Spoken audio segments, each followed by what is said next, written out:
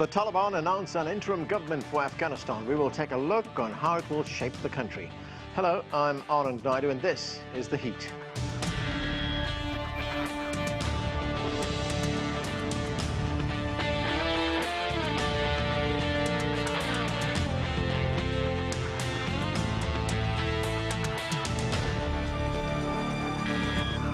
An interim government has been formed to rule Afghanistan.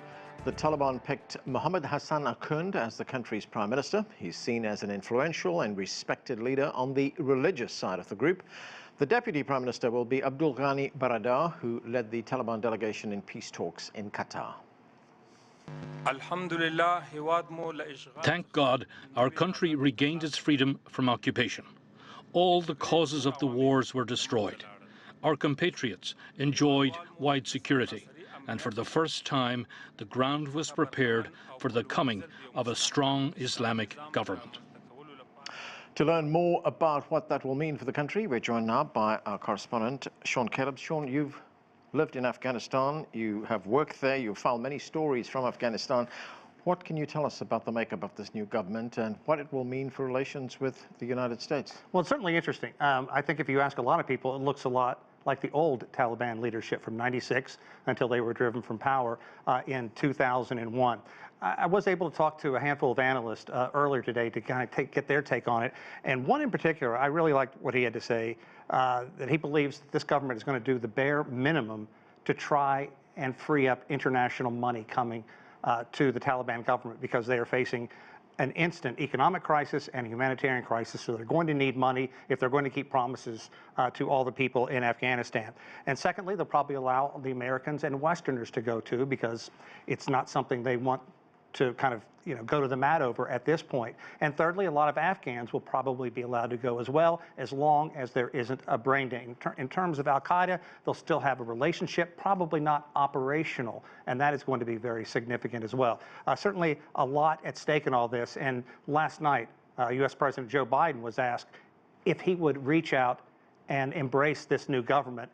And going to the aircraft, he said, look, that's something down the road. That's not something that we're going to deal with right now.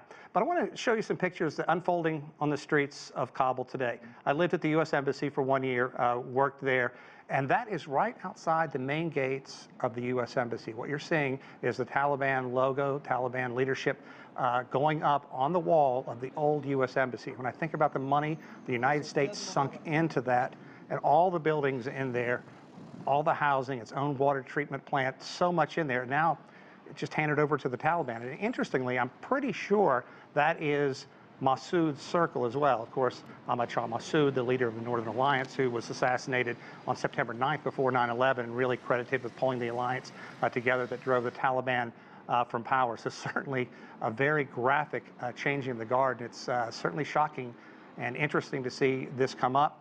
But a lot to do. It's very easy, not very easy, but in terms of taking over a government and keeping those promises, keeping all those promises is going to be very difficult. They're going to have a lot of people demanding what the Taliban said they would bring, peace, and get women involved in school, allow them to hold certain jobs. So people are going to wait to see that happen. Of course, we also saw what ISIS-K has done. So certainly they're going to be dealing with insurgents probably in all corners of that country.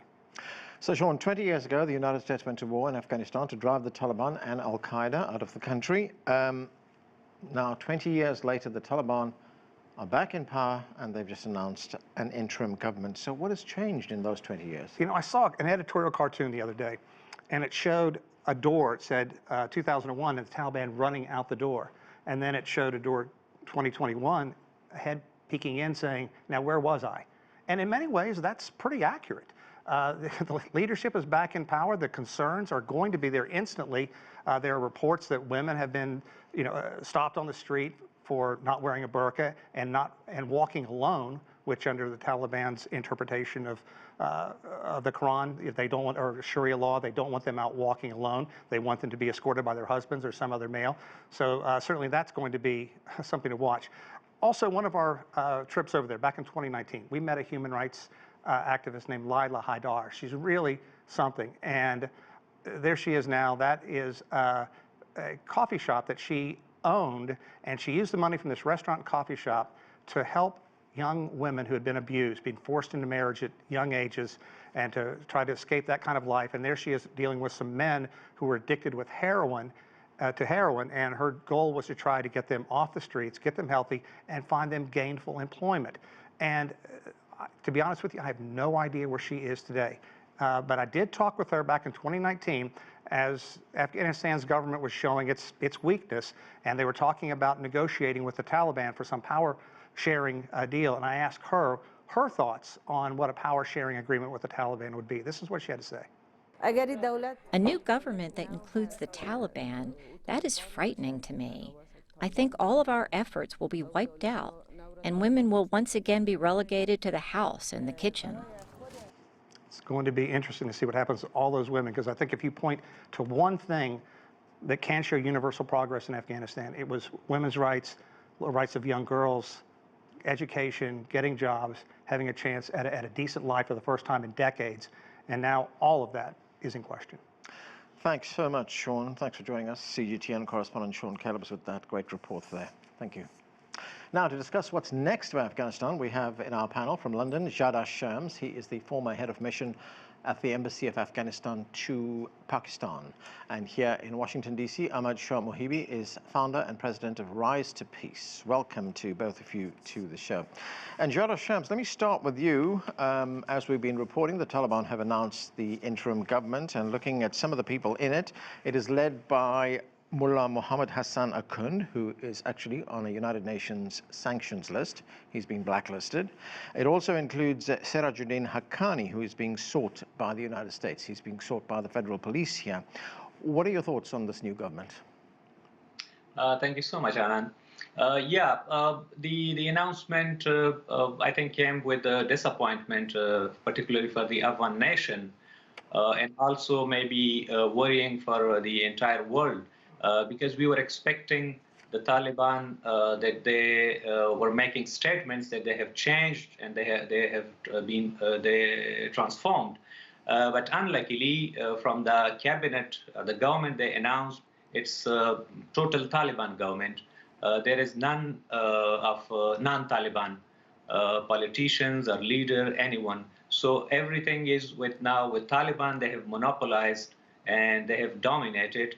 Though we were not expecting much from Taliban, but at least they were making positive statements that the inclusive terminology came into being, and Afghan people were expecting that. Okay, let's see how they present the government that might include other political leaders from different political background, from other ethnicities.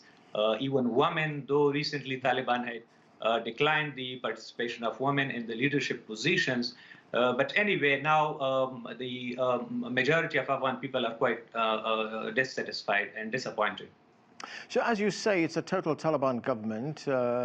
It's also been described as a very hardline government. But there is a theory floating around that, you know, because we have hardliners in this government, it gives them room to maneuver in negotiations that may be coming up soon with the United States, with other countries as well. You know, they may say, look, we're prepared to change the personnel in our government if you guys give us something in return. I don't believe that there will be much flexibility onward because the persons, the figures that have appointed, they're quite powerful and mighty people in the Taliban leadership. And Taliban, the system, the Taliban hierarchy is not such that you can deny someone. Like they have their own troops, they have their own militias, they have their own authority, like because they were providing when they were running the insurgency. So it's not like some traditional or formal army. So from every region, every commander was assigned, and these are the leaders of those militias. So it's difficult to sideline them.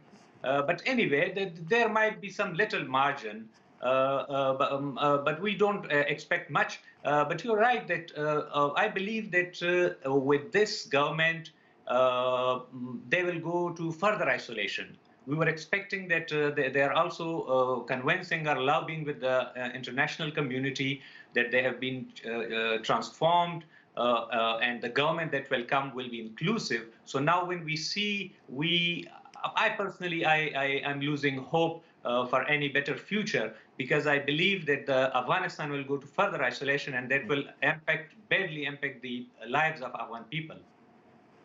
Ahmad Shah Mohibi, as the ambassador just pointed out to us a moment ago, last week the Taliban told us that they wanted an inclusive government. But if we look at the cabinet announced on Tuesday in Kabul, we see that these are seasoned Taliban leaders who are in this government. There are no women, there's nobody from any of the previous governments in the new one as well. The Taliban also promised that women and girls would be able to be educated, be able to go back to school. What do you make of what we've heard today? Well, the Taliban say one thing to do another thing. The whole burden is on the Taliban right now. Let's see if they can deliver what they promised. Let's see if they can deliver what they have been campaigning and fighting for the past 20 years.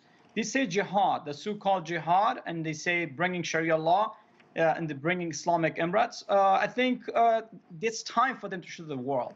The list of their cabinet minister today once again proved that the Taliban are saying one thing that contradicts their true message that you're putting on the media. For example, the 33 people on that list has been key top-notch Taliban leaders from one ethnic group, Pashtun. Well, of course, ultimately all the Taliban leaders or the majority of the group has been Pashtun, but this goes against their cry or slogan that inclusiveness, democracy, and freedom and respect of all other ethnic groups. We did not see one single woman in that list.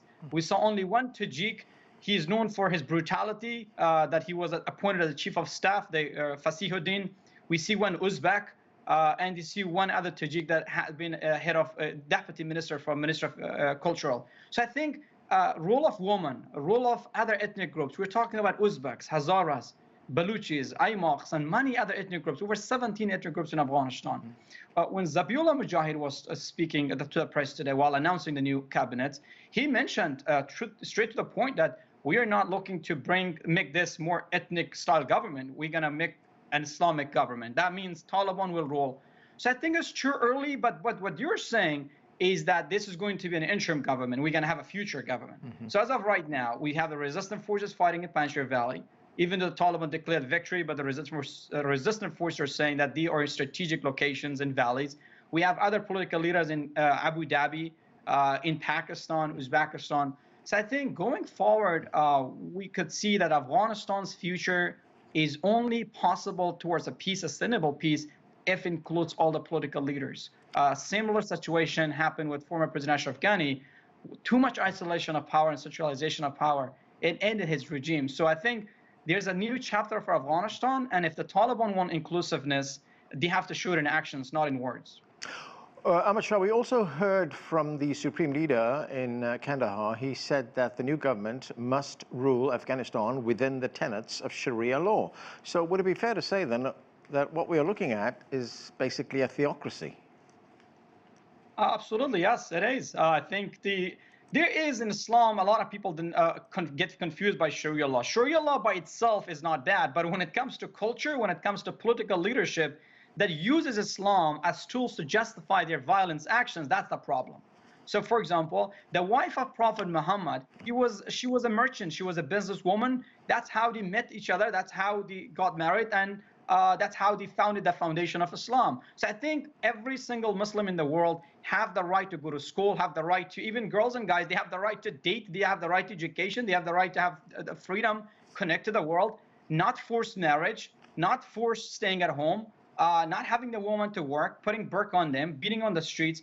That is not what Sharia law. Sharia law literally is an Islamic laws that tells you about how you should act in a community, for example, about marriage, about wealth, about taxation. So it's a more system of like communism or capitalism. But the Taliban have been using Sharia law for their advancement, their own perception, their own understanding, and that's something that has been used since 1990s till this day. So I think we're looking at Afghanistan, which is very connected, well and very diverse. And let's not get confused. Afghans did not want the Taliban. Afghanistan was giving to the Taliban. They took it over because the president fled. So I think right now, it's what the Taliban can do to adapt into the society is the most important thing, rather than telling people what they should do. Sean, You know, looking at some of the names on this interim government, I mentioned them earlier on. Mullah Muhammad Hassan Akhund, he's on that UN blacklist. Also have Sirajuddin Haqqani, who is wanted by the FBI here in the United States. The fact that they are on this interim government, what kind of message does that send to the United States? Well, I think your guests have really hit the nail on the head. This sends the message that the Taliban is going to do what it wants to do, what it has always done. But I think Mr. Mohibi, talking about this ethnic thread that weaves its way through that country, by shutting out all these other ethnicities, you're going to fuel mistrust, lead to further problems. I mean, we could see a civil war in the not too distant future. That's one thing I've been hearing so many analysts talk about, especially with other insurgents making their way into the eastern part of Afghanistan. I'm also curious about what happens to former President Hamid Karzai, as well as Dr. Abdullah. We know Ashraf Ghani left fearing for his life, but those other two leaders have remained there, and they have been openly talking with the Taliban, clearly wanting some role in this new government. Of course, Hamid Karzai has these ties back to Kandahar, where he was a tribal leader for such a long time, and his family name respected down in that area. But it's interesting that their names were not even tossed around in the orbit today, in the periphery. So if they continue to stick with those hardliners that they have done now, what hope can young women, can girls have moving forward? And it also goes back to money. They are going to need a cash infusion. The United States is frozen, the accounts, and the Taliban can't get into that. So the U.S. does have that leverage. The U.S. has that leverage, and it's using it. It's playing perhaps the only card that it has right now.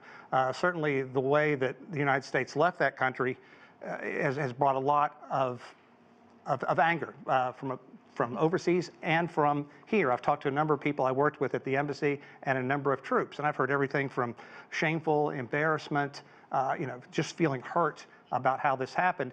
And so if the U.S. can still be a player, if they can still force the Taliban to continue to look in some way at human rights, in some way at women's issues, well, maybe they can take that and say, well, perhaps all these progress that we've made over the past 20 years, perhaps all of it doesn't go out the window, but it certainly isn't great. Zardasht Shams, let's continue talking about money, as Sean mentioned right now. The government has been announced in Kabul, the interim government, but now comes the hard part, running the country. And as we are aware, the United States has frozen the central bank's funds. Several $billion have been frozen. And also, the new government in Afghanistan doesn't have access to funds from the International Monetary Fund as well. Can the government, any government for that matter, function under those conditions? This will be really tough for Taliban to sustain and to run the government. And people of Afghanistan were direly looking forward for Taliban to announce the government, because literally there is no government, no system, no public services, and people were complaining. But in such circumstances, we don't see that the Taliban will be able to run it the way it can provide services to people. But if we look to the Taliban history, in the past 90s, they were not a welfare system, and they were not taking care of the people. So if we see Taliban mentality, so they might not be bothered by what's happening globally, or if there are some pressure, because they will stick to their ideology. Though, again, they're telling again and again, making positive statements that they want to work with the international community, with the region, with the neighbors. But we don't see, like, if they put pressure, they might not be available to compromise on these. But it will tough the life of Afghan people, because if we see that the major burden of Afghan government was to finance the 350 or 400,000 troops, which is no more. But the public services, the school, the education sector, the health sector, which are direly needed by the Afghan people. And Taliban have no option, but they have to open the schools, they have to functioning hospitals, at least, if not other public services. So this will be tough for Taliban to maintain and to sustain. Okay, well, thanks to all of you for being with us. Earlier, I spoke with Nessafor Mgendi. He is the Afghanistan head of the delegation for the International Federation of Red Cross and Red Crescent Societies. And I began by asking him about the situation in the country as far as healthcare is concerned. So Afghanistan is facing what I would call colossal humanitarian needs, and that's a combination of so many. You have a drought, one of the worst droughts in decades, which is affecting more than 80% of the country, and actually putting a lot of people into a situation where they'll be facing hunger. Then you have a health system which is ravaged by the effects of also COVID-19 in recent months. Then you saw the events of just recent weeks where you had the situation developing in the country, which has led to a number of people, actually thousands, being displaced internally. And then you have poverty, which has been existing in Afghanistan for quite a long time. And with a fragile health system, which has now been weakened because some of the major donors are withdrawing the funding, the situation is dire in the sense that you have a combination of shocks, we call shocks, which have affected the same communities. And some are barely knowing what they can actually have the next meal. They don't know what the next day brings. People don't have household income, don't know where to get water for their crop, even for their animals. And that's the situation in Afghanistan. It's quite dire. Right. Could you give us some idea of what the healthcare infrastructure system is like right now? I mean, is there one? Afghanistan's healthcare system has been relying on foreign support for many years and donor support for many years. And that is run by major donors, including the World Bank. Now, what is happening, those are we call it the basic providers of basic healthcare package, which is provided by smaller organizations, NGOs, and humanitarian organizations reaching the rural areas of Afghanistan. But following the recent developments, some of these smaller players have actually left working, and some of them, it's at risk of collapsing because there's a freeze of funding from the major donors in this case. And that puts it at risk. You could have as many as 2,300 facilities which are no longer able to deliver services, and a gap has to be filled there. It was already fragile, but if you remove these 2,300 plus facilities, it makes it even more dire for the situation. What it means that the basic health services for children under 5 will not be delivered, for pregnant women will not get access. And then you have also the effects of the recent conflict where you've had many people wounded and will need trauma care. That's being addressed by other players. But in general, the health system really requires support from partners to sustain. It has been on that path. It will remain on that path for many years. What about healthcare personnel in a country like Afghanistan, doctors, nurses, other healthcare workers? So you have had these facilities which have been providing health services have had all these personnel present in Afghanistan. But in recent, when you saw some of the people leaving the country, among those who left these healthcare providers. However, there are organizations which continue to deliver health services, including the Afghan Red Crescent Society, with the support of IFRC and other partners, which alone, for example, has 140 medical facilities across the country, of which 70 are mobile health teams. And these go to the hardest to reach areas. We're hoping that if there's new funding which comes in and other players come in to support this personnel will be available to sustain those services. But also we have to be cognizant that the numbers will reduce of healthcare personnel. If we look at what has happened over the past 2 weeks, as you pointed out, there are thousands of people who've been displaced. People have been coming into the capital, Kabul, from other parts of the country. How much pressure has that put on humanitarian organizations in dealing with people who have needs right now? I mean, basic needs like food, medical care, shelter, and things like that. A lot of pressure. You're right to say, and that is a drastic increase in the number of people who are requiring humanitarian assistance.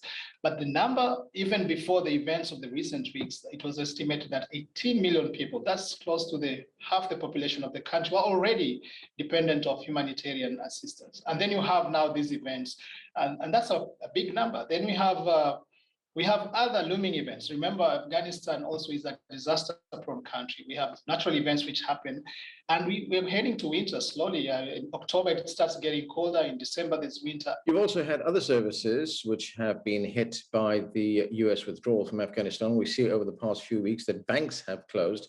So how, for instance, can an organization like yours or any other humanitarian organization function without access to money to pay workers, to buy supplies?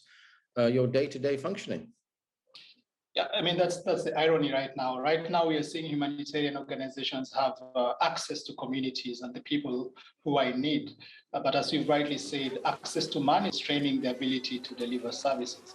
We are hoping that over the coming days, once the authorities have been confirmed, we may see a reversal of this trend, and maybe the financial institutions can start operating, because many organizations have not been able to pay staff salaries for August.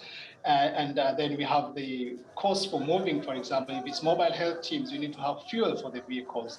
You need to have the medics who are being paid and other service providers. This is a big impact, and we're hoping that will be addressed. And in addition to that, it's not a time for any international partners to think about sanctions. That would even compound the situation right now, especially already where money is not easy to find. So we are trying to work around it by engaging on other means of trying to get money in the country. But the best way is really for the finance system to start working. Now, I guess the COVID situation must have complicated the situation as well. I mean, Afghanistan, like all other countries in the world, has been hit. The country is undergoing a third wave right now. Is it able to handle that kind of situation? I mean, what about vaccinations? And what about people who have got the virus and who have to be hospitalized? So, yes, indeed, COVID has affected Afghanistan like many parts of South Asia, and we've seen that happened. And the trend in May, June is when you had highest peak, actually. Then in July, hopefully, and I think we saw in July, the numbers started to dip. In August, the numbers had reduced significantly, and hopefully the trend will stay like that.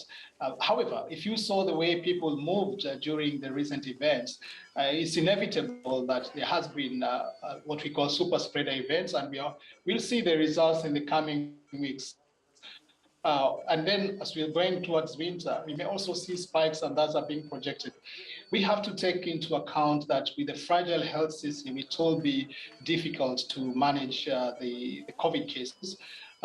We have a hospital which is running in Kabul managing COVID cases for Afghan Red Crescent Society. But we are seeing that the hospital has reduced the number of patients because the trend has been down. But we are projecting that it may increase in October, sometimes around there. What we see is that the solution for this is actually to increase the uptake of vaccination, just like it's happening around the world. And that will help to mitigate any major impacts, because the health system will be constrained significantly. So vaccination is the key, and that's happening. There's a number of vaccines. Afghanistan has received a number of vaccines, but then the recent events have disrupted getting them into the arms of people. So over the coming weeks, it's really important to make sure that the vaccines which are already available in the country get into the hands of people who need them. And then also for partners to ensure that Afghanistan gets additional doses so that as many people can be vaccinated in Afghanistan as in other parts of the world. Nesfor Mgendi, thanks so much for joining us. Thank you, Naidu. And that's it for this edition of The Heat. I'm Anand Naidu in Washington, D.C. Thanks for watching.